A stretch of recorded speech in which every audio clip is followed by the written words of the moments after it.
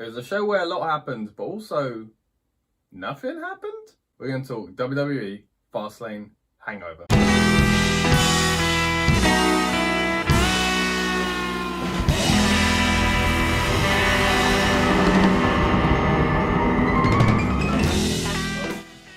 As you can see, Steve's been on the siders.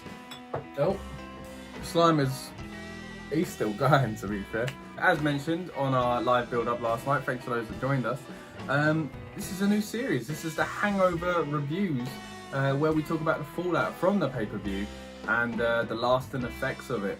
Obviously over here in the UK, we watch it at a unreasonable time, some would say. Last night though, not that bad. It started at 11 o'clock. Thankfully, time zones have worked out at the moment, and WWE seem to be doing shorter pay-per-views at the moment anyway. So that's kind of, you know, it's not been too bad. Let's have a look at the old sleep. I took it off. The old sleeper.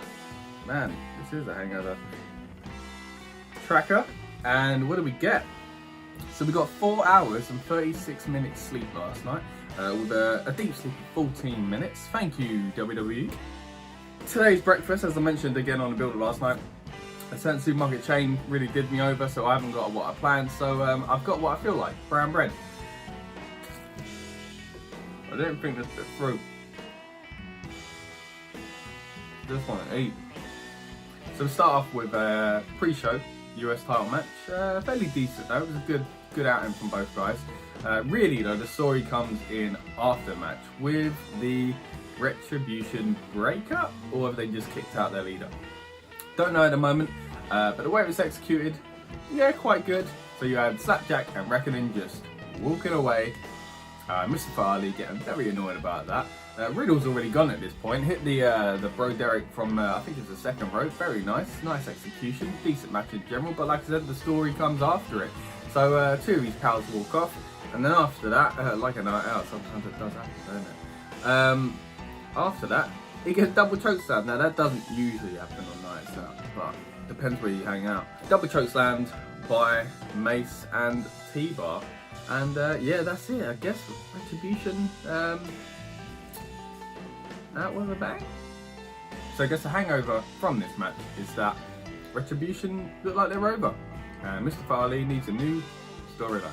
Moving on though, let's go into the match that I really didn't want to see take place, and that is because I hate seeing feuding wrestlers turn into tag partners. Anyway, we've mentioned that enough times on this channel. See, a fairly normal match, I would say. Again, the story is right at the end.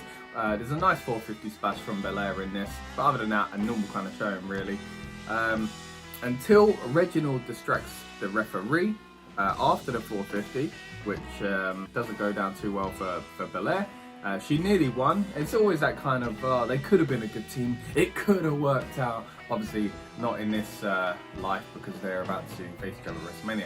So it didn't work out, and what we got was a bank statement on Shayna Baszler, and just as that's going on, Nia pushes Belair. Now, Sasha's seen this, she knows what's going on, but somehow she's still really annoyed at Belair.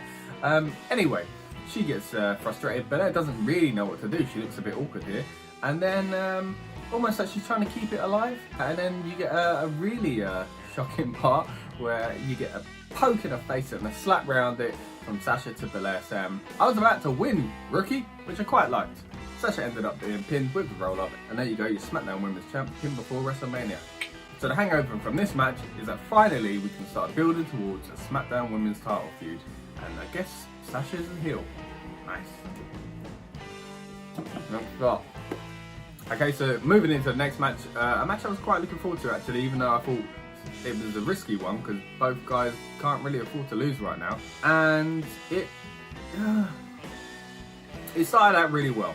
A lot of passion, a lot of energy, and then the ending obviously kind of whimpered out. This is a reverse of some of the other matches where the ending is the important part. I felt that in this, it was the match that was the important part. The match was really impressive up until that weird ending. Okay, well, let's get into it. So basically, explosive start. You get Big E doing a flying spear to the outside. That was really cool to see. Then it ended up being much slower with a lot of Big E trash talk. A few hard hitting moves here and there before Apollo Crews finally gets the upper hand with 3 German suplex. He really looked dominant in this. I don't know if it's just a change in attitude and the way he carries himself, and obviously his attire's changed, he's not wearing the little panties anymore. He looked bigger, he looked larger than life, he looked, I guess when you're not doing that smiley baby face, because we always said with Cruz, he's an impressive athlete, especially for his size, it's incredible. But then you do see him as like flipping and jumping, and they did go to do a moonsault in this. A lot of obviously wrestlers want to turn heel, they take that kind of stuff out of the game. He went for it, didn't hit it because the knees went up, but generally he just looks more powerful, and yeah, more of that please. He looked great. Although sadly it was a sloppy finish. It seemed like they were trying to go for a roll up where one person's pinning, then the other person's. The ref kind of, it's always awkward doing those kind of things anyway. The ref comes down at a weird time it seemed, and then I had no idea who won. I think it was Biggie. It was Biggie. Yeah, I had no idea who won at the time. I just knew it looked sloppy and it looked wrong. I felt really bad for everyone involved, and I thought at the time I couldn't see whose fault it would be. So I was thinking, well, whoever's fault it is, I feel sorry for them, because again, like I said earlier, both these guys couldn't afford to lose here really, definitively at least. They needed this to carry on and for their pushes to look strong. In the end, Apollo went crazy, hit 3 Olympic slams, angle slams, I don't know what he's calling them, Apollo slams. And yeah, went mad on Big E, and it felt like they were making up for that. It felt like they knew, I don't know, like Apollo was hitting Big E hard and Big E was taking it and selling it really well. I don't know if that was planned already, maybe they weren't gonna do all 3 of them, I don't know, but maybe it was the regular kind of finish, but it just went a bit sloppy. It's really hard to tell, but the aftermath though was really impressive. So I guess even though it went sloppy, they saved it for me, and I'm looking forward to seeing more. Obviously this is going to go into WrestleMania. That is a hangover for this match. The lasting effects will be that obviously this is going to WrestleMania, and yeah, hopefully we get more of what was good in this match and just tidy a finish.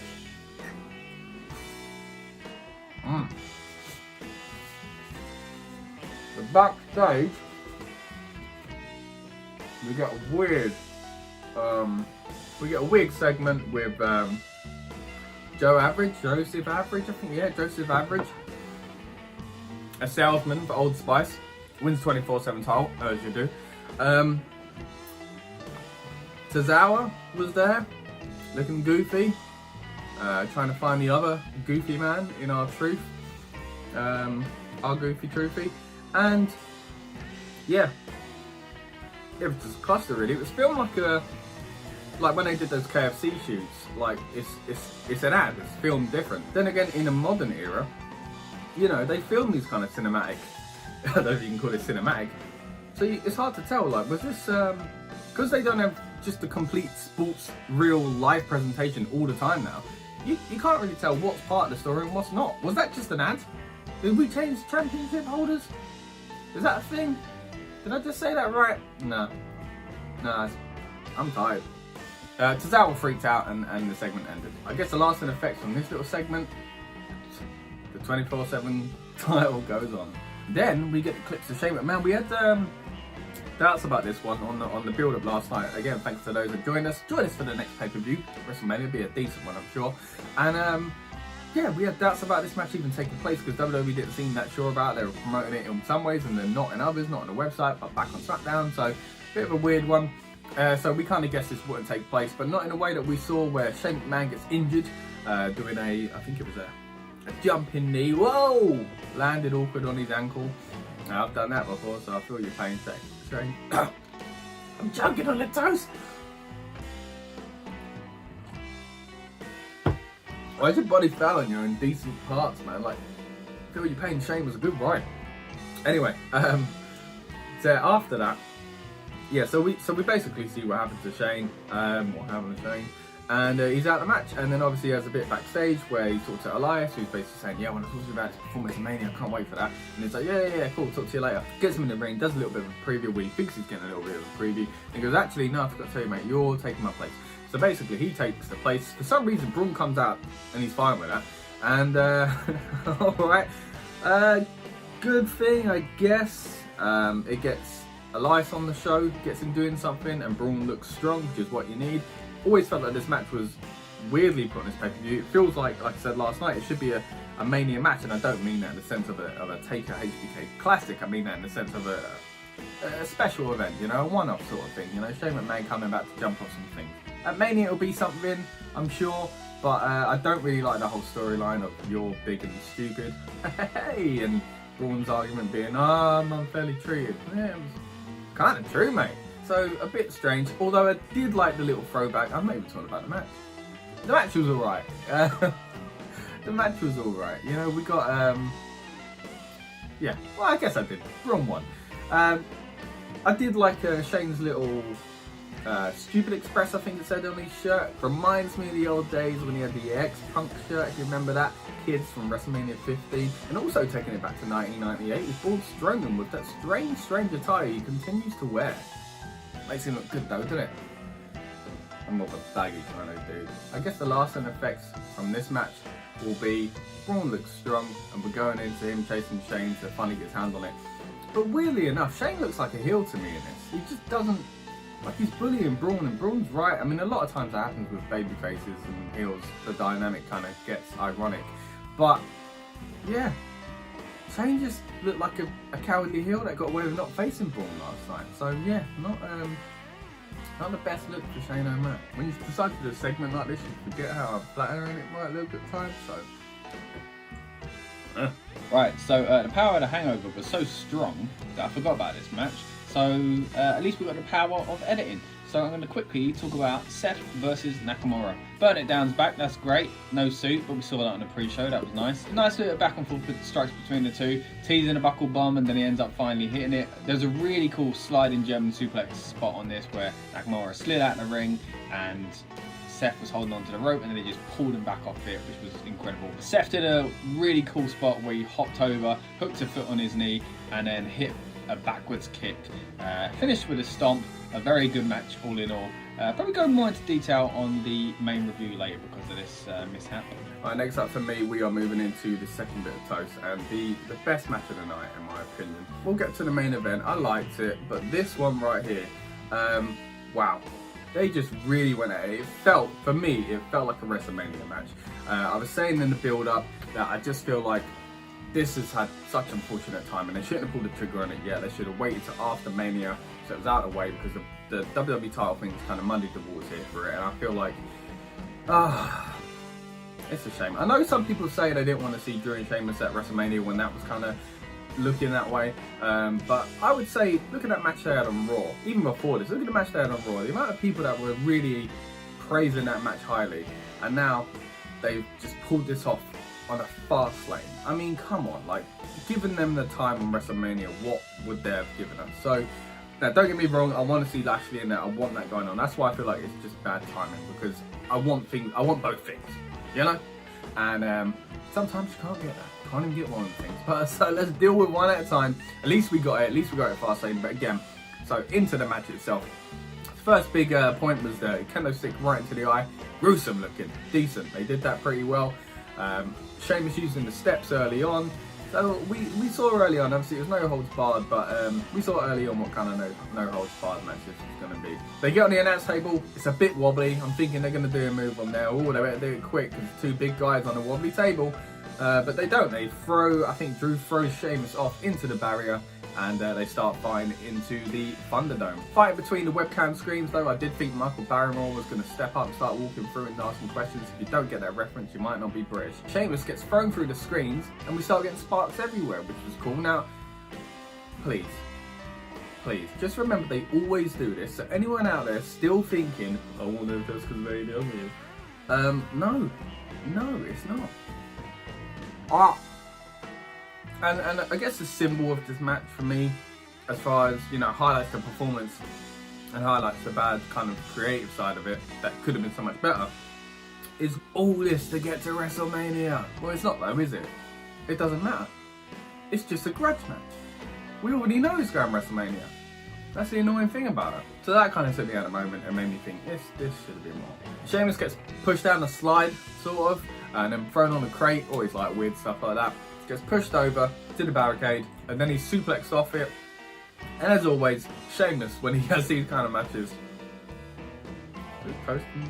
and as always, when Sheamus has these kind of matches, his body flares up. His body does a good job of selling pain. And yeah, just looking at both of them though, they look knackered, they look ruined at this point. And then we get Shayna shouting, "You stole that from me. I should be in the main event at WrestleMania." Yeah, like I said, I'm not sure where this match should have been. I don't know if it should have been the Mania match, but I mean, he didn't. It's got nothing to do with this storyline. What are you talking about? How? Then we get some high impact, boom, through the announce table. Then they pick up a little piece of it, take it in the ring, little hard bit with little ridges as well. And we end up seeing a nice little future shot DDT onto it. And then boom, a Claymore. 1, 2, 3. Drew McIntyre wins, looking strong going into Mania. And I guess the hangover here would be, yeah, we're just moving away from it, which is sad because I want to see more now, but we can't. We're on the road to WrestleMania. We're beyond the fast and we're going really fast now. So, Sheamus, see you, mate. Hopefully, for doing well this, past few months and in this match, you're going to be given something good at Mania. I don't know where you're going to go, but obviously we all know where Drew's going, and that's towards Lashley. Up next, we've got Randy Orton versus Alexa Bliss. Now, this is another one there where we were all thinking, what are they going to do with this one? So, we find out pretty quickly. It's going to be a spectacle. It's going to be a funky match. Randy Orton gets on the top turnbuckle, goes to do his little pose on the entrance. Oh, black goose coming all out of his mouth. Pretty annoyed about that. Goes and gets a towel, wipes it, and then we get a freaky Alexa Bliss entrance, which is really cool. Nice little mix up of her theme song and the, I guess, Alexa's Playground / Funhouse theme. That was pretty cool. And then, now, some people who have watched our reviews before might know that I'm a bit indifferent about these kind of matches. Sometimes I really like them, and sometimes I really don't. You never know what you're going to get, I guess. Because I never know what I'm going to get from WWE with these. So, if I'm taking myself away from, I like The Undertaker. It's not like I didn't like the Street Profits, Viking Raiders, going bowling stuff, but and in the little dumpster thing. But yeah, I like The Undertaker. So, I can't be too much, whatever. I'm a hypocrite. So, and this, I guess, is a bit on that kind of side of it, where you kind of just like, well, if we're going to do it, let's do it properly. And I'm a big fan of horror, so that's probably why I like this match as well. So, first of all, Randy Orton comes towards Alexa, and then she just looks up, and fire comes up, and nearly burns him. So that was a cool little shot. I don't know if this was pre-taped. I mean, it must have been, unless they got the little kind of fire mechanism out there really fast. Straight after that, Randy Orton goes for a spear, and like Goldberg, knocks himself out into the post where he doesn't actually knock himself out, but you know what I'm saying. And then they're chasing Alexa Bliss outside the ring. She looks up again. What's she looking at? Boom! Lighting rig. It looks incredible. Now, unlike some of the stuff in the Inferno match, the timing was better, and we didn't have any crap little dummies. But we're going to get to that in a bit. I liked Randy Orton just straight up going, "You trying to kill me?" I guess she is. Now, the best part of this whole thing, just because it was so funny, was the fireball. So the fireball gets darted towards Randy Orton. He moves away, and the commentators sell it like it's a wrestling move. Oh, Alexa Bliss didn't get all of that. I think Randy Orton blocked it.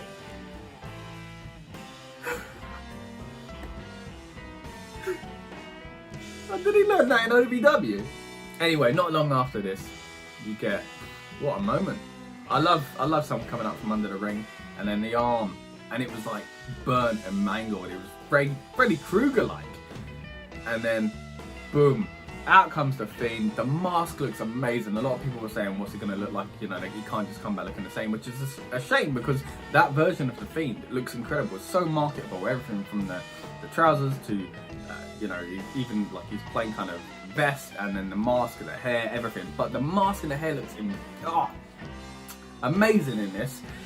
The arms are kind of cool. I think in different light it might look a bit too much, but we'll see how it goes. Maybe he's never in good lighting, to be fair. It's the thing. So, but then the rest of the clothes, I'm not too sure about that. But so because of that, it's not the greatest look. But at the moment, for me anyway, from what I've seen. But the arms and the face, so cool. Absolutely loved it. So yeah, then basically we end up getting Alexa Bliss sitting on Randy Orton, getting the pin, as the Fiend poses over him. So obviously the fallout from this, we're going to go to WrestleMania with these two. It's been a feud that's been running for a long time, nearly as long as the Orton Edge feud. And yeah, it's I'm looking forward to it. I mean, I don't know what they're going to do. Like, they can, like, this was quite impressive as far as, like, if you like this kind of stuff and you like the effects and stuff. I'm not sure I want to see another Firefly Funhouse match, because I'm still not sure how I felt about that one last year. But I'm sure that whatever they do will be interesting and have quite a few talking points. It's taking me a long time to eat this toast. Soak it all up. Right, so now we get to the main event. It is Daniel Bryan versus Roman Reigns for the Universal title and Edge as the special guest enforcer. Obviously it was going to play a part. Now I gotta say, this did have a big match feel. A lot of this match was just showing me that, yeah, this is what I want to see at Mania. They were proper banging on about submission, so you knew it was going to come into. For a split moment, I was thinking, wait a minute, is this a submission match? Because they keep talking about it. Obviously Daniel Bryan said he was going to make him tap, but man, they went on about it. Anyway, it wasn't. It was an actual wrestling match, and a good one at that. I mean, literally in my notes, actual wrestling match. Like, Daniel Bryan got to show off his skills, and Roman Reigns hung with him. It was really good. And then Roman used what he does. You know, the power came into it. Get the fight. I love when Roman just, like he did at Elimination Chamber, fighting his way out of a submission. Such a cool visual. It then slows down though with Roman getting the beat down on Daniel Bryan. Daniel Bryan can now be some fake babyface who we all want to build back up through the match.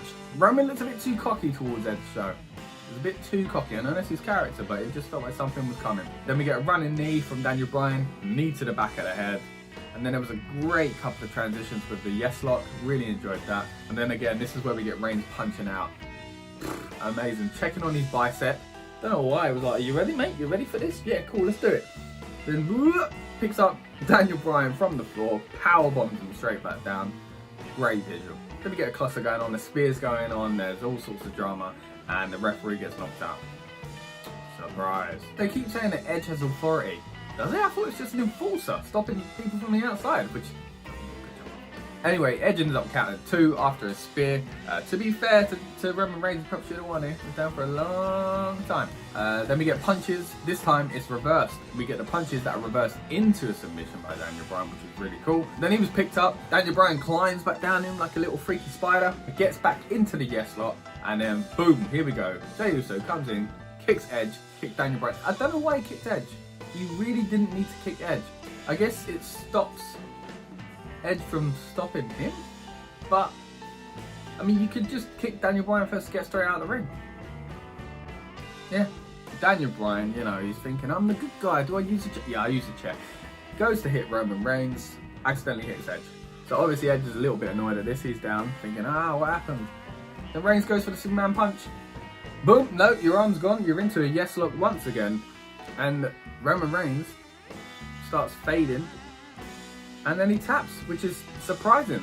Like, I really thought they'd, I know what they're doing. He's going to pass out, you know, because like he didn't tap. He said he wouldn't tap, but did you lose though? You know, Daniel Bryan should have won, you know. I thought that's what they were going to go with, but they're straight up like, Daniel Bryan should have won because he tapped. So that was interesting. Obviously, doesn't happen. No one sees it. No one that matters anyway. Chaos ensues. Edge goes mad with the chair. And there's no ref. And then there is a ref. And then Reigns wins. There you go. I guess Bryan should have won, but there was also that time where Roman should have won. I know what solved this. Triple threat. So it looks like that is where this is going. Obviously the fallout from that will be a triple threat match at WrestleMania. Hopefully anyway. I mean, I can't see why they wouldn't do that. It just makes most sense. We've banged on about this already. But check out our full review later today actually, guys. We're going to be going live. And we are going to be doing this in full. Me, Rob, Lucas and Dan, the whole gang back together. Right, so that's pretty much it. I mean, for me, the pay-per-view was a good one. It was a success, did what it needed to do. Finally, I feel like we're on the road to WrestleMania properly now, because a lot of the feuds that we thought were going to happen are kind of happening. Weirdly enough, a lot of them kind of just got told to us on Raw before the Fastlane. So, I don't know, man. I don't know what they were doing with this pay-per-view, because it did its job, but did it? I mean, did it need to? Yeah, it was a decent show. I hope this has been a good hair of the dog for you. I know you're feeling much better about things today. And yeah, I guess with that being said, I'll get onto my last bit of toast. And I'm ready for it. I'm ready to face the day. Get a bit of light in. Ah, f*** my glasses!